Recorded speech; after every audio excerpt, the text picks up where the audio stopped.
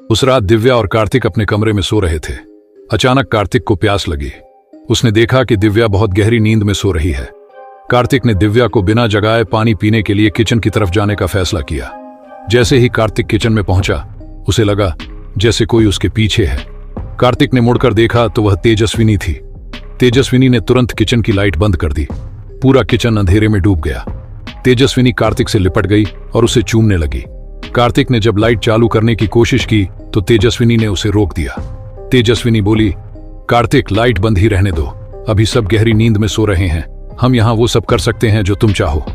कार्तिक ने घबरा कर कहा, तेजस्विनी छोड़ो मुझे, कोई देख लेगा।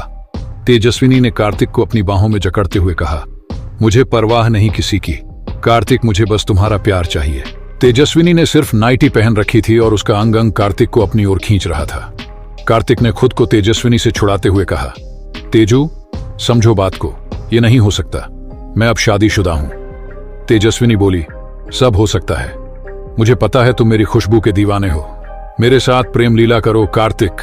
अचानक दिव्या किचन में आ गई और उसने कार्तिक और तेजस्विनी को इस हालत में देखा तो वह चौंक गई। दिव्या गुस्से में बोली, कार्तिक ये सब क्या हो रहा है? दिव्या को देख कार्तिक ने तेजस्विनी को झटक कर दूर किया और घबराते हुए बोला, दिव्या जैसा तुम समझ रही हो वैसा कुछ नहीं है, मैं तो बस पानी पीने आया था, पता नहीं ये कब आ गई और मुझे पकड़ लिया।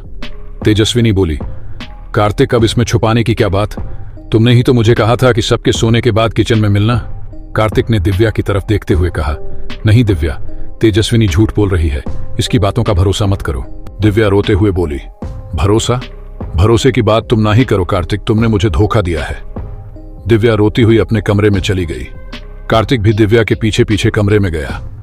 उस रात कार्तिक ने दिव्या को समझाने की बहुत कोशिश की, लेकिन दिव्या ने कार्तिक की एक न सुनी। इस घटना ने दिव्या के विश्वास को हिलाकर रख दिया, लेकिन कहीं ना कहीं उसे ये लग रहा था कि ये सारी चाल तेजस्विनी की थी।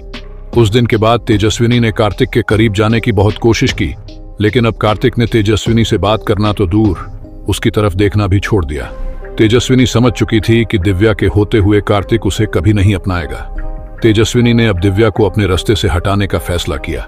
कहानी जारी रहेगी।